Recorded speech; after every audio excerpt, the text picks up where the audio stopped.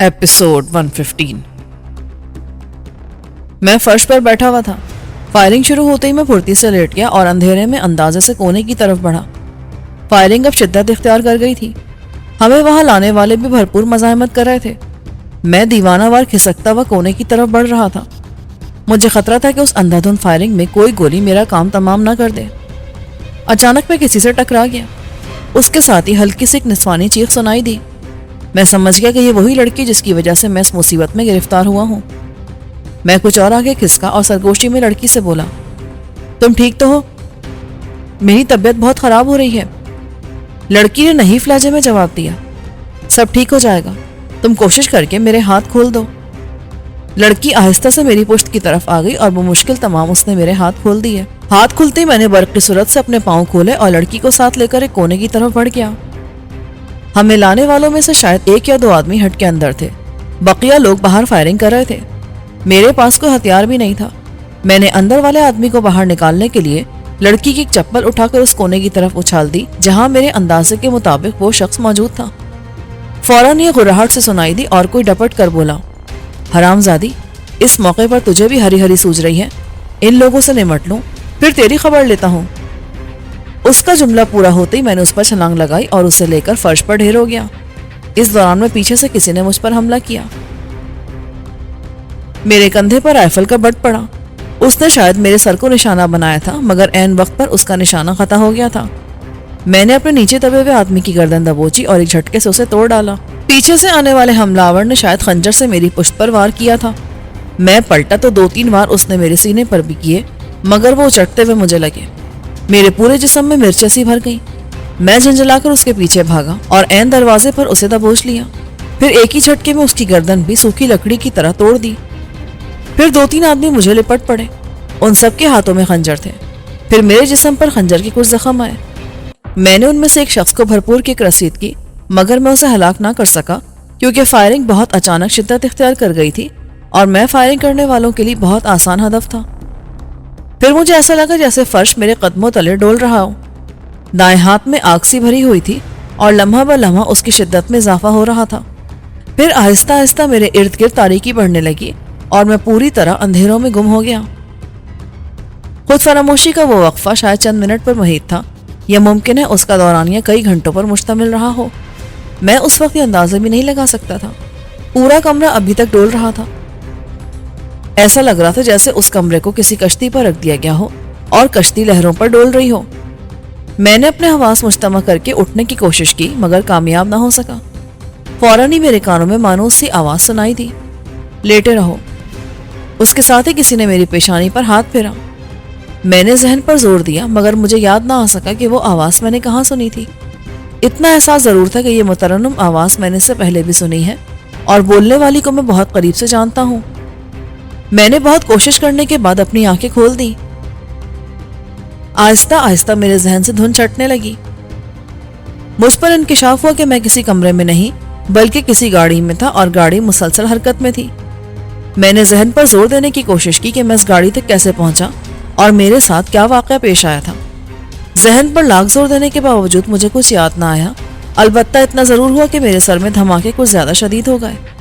अचानक मुझे यह हौलनाक ख्याल आया कि शायद मेरा आखिरी वक्त आन पहुंचा है और मेरे जिस्म से आहिस्ता आहिस्ता जान निकल रही है। वो शायद उस भयानक ख्याल की शिद्दत थी या मेरी कुव्वत इरादी का कमाल कि मैंने जिस्म की पूरी ताकत मुश्तमा करके एकदम अपना सर बाएं जानिब घुमा दिया। मेरी नजर एक खूबसूरत सी लड़की पर पड़ी जो तशवीशनाक अंदाज में मुझे देख रही थी। मैं चंद लम्हे खालिल ज़हनी के आलम में लड़की को घूरता रहा। फिर मेरे जहन में झमाका सा हुआ और मुझे याद आ गया कि वो शाजिया है। मैंने बहुत कोशिश के बाद उसे पुकारा, शाजिया। मैंने चीख कर उसे मुखातिब किया था, मगर मेरी आवाज सरगोशी से आगे नहीं बढ़ी। तुम आराम से लेटे रहो कामरान, अभी जहन पर जोर देना या बातचीत करना तुम्हारे लिए मुनासिब नहीं है। मुझे हुआ क्या है शाजिया? तुम जख्मी हो गए थे। हम लोग अगर बर वक्त ना पहुंचते तो शायद। खैर, तुम अपने जहन पर ज्यादा बोझ मत डालो और आंखें बंद करके इत्मीनान से लेटे रहो। हम लोग तुम्हें हॉस्पिटल ले जा रहे हैं। हॉस्पिटल ले जा रही हो? मगर मुझे क्या हुआ जो तुम मुझे हॉस्पिटल लेकर जा रही हो? क्या मैं इतना जख्मी हो गया हूं कि मुझे हॉस्पिटल ले जाना जरूरी है?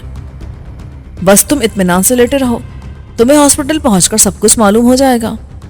پاز۔ میرا ذہن ایک بار پھر تاریکیوں میں ڈوب گیا۔ دوبارہ میری آنکھ کھلی تو سر میں ہونے والے دھماکے ختم ہو چکے تھے۔ مجھے آنکھیں کھولنے میں زیادہ دقت نہیں ہوئی۔ میں نے آنکھیں کھولی تو مجھے احساس ہوا کہ میں جس گاڑی میں سفر کر رہا تھا وہ اب رک چکی ہے، مگر نہیں، اب میں کسی گاڑی میں نہیں تھا، کسی کمرے میں تھا جس کی چھت بہت بلند تھی۔ میرے حلق میں کانٹے سوگ رہے تھے۔ میں نے آہستہ سے پانی مانگا تو بائیں طرف سے کسی نے بہت احتیاط سے میرا سر قدرے اوپر اٹھا دیا اور پانی کا گلاس میرے ہونٹوں سے لگا دیا۔ میں نے جلدی سے پانی کا ایک بڑا گھونٹ بھرا اور پینا چاہا تو ایسا لگا جیسے پانی میرے حلق میں اٹک رہا ہو۔ آہستہ آہستہ پیے کامران صاحب، شازیہ کی مترنم آواز میرے کانوں سے ٹکرائی۔ میں نے گردن گھما کر اس کی طرف دیکھا تو اس کے چہرے پر افسردگی کا تاثر تھا اور آنکھیں متورم تھی جیسے وہ روتی رہی ہو۔ اس سے کچھ فاصلے پر نذیر بیٹھا تھا، اس کے سر پر پٹی بندھی تھی۔ نذیر کے ساتھ ہی تیمور تھا، اس کی آنکھوں میں بھی آنسو جھلملا رہے تھے۔ مجھ سے نظریں چار ہوتے اس نے آنسو پوچھ لیے اور شازیہ سے بولا، ڈاکٹر صاحب کو تو بتا دیں کہ مریض کو ہوش آ گیا ہے۔ اس کی آواز خوشی سے لرز رہی تھی۔ پھر وہ اٹھتے ہوئے بولا، میں خود ہی بتاتا ہوں، آپ کامران کو پانی پلائیں۔ وہ تیزی کے ساتھ کمرے سے باہر نکل گیا۔ شازیہ نے ایک مرتبہ پھر پانی کا گلاس میرے ہونٹوں سے لگا دیا۔ شازیہ اور نذیر بہت غور سے میری طرف دیکھ رہے تھے۔ وہ دونوں گفتگو کرنے سے اجتناب برت رہے تھے۔ شاید ڈاکٹروں نے ہدایت کی ہوگی کہ مریض سے زیادہ بات چیت نہ کی جائے۔ تیمور فوراً ہی لوٹ آیا۔ اس کے پیچھے پیچھے خوش شکل سے ایک لڑکی بھی تھی۔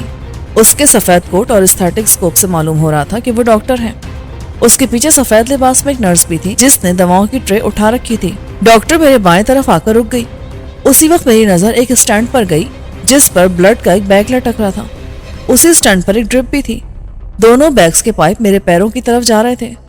میں ایک دفعہ پھر الجھ کر رہ گیا۔ اب کیسی طبیعت ہے جاوید صاحب؟ ڈاکٹر نے ہنس کر پوچھا۔ جاوید صاحب؟ کہ ڈاکٹر نے جاوید؟ تیمور جلدی سے بولا، بہت بہترین سرجن ہے، تمہارا آپریشن انہی نے کیا ہے۔ میں سمجھ گیا کہ تیمور نے ڈاکٹر کو میرا نام غلط بتایا ہے۔ اب میں بالکل ٹھیک ہوں۔ ویری گڈ، ڈاکٹر نے خوش دلی سے کہا۔ پھر وہ مسکرا کر بولی، بس ایک دو دن میں بالکل ٹھیک ہو جائیں گے۔ یہ کہہ کر اس نے نرس کی طرف ہاتھ بڑھا دیا۔ نرس نے جلدی سے ایک سرنج اس کی طرف بڑھا دی۔ لائیے، میں آپ کو انجیکشن لگا دوں، بقیہ دوائیں تو مس شازیہ آپ کو کھلا دیں گی۔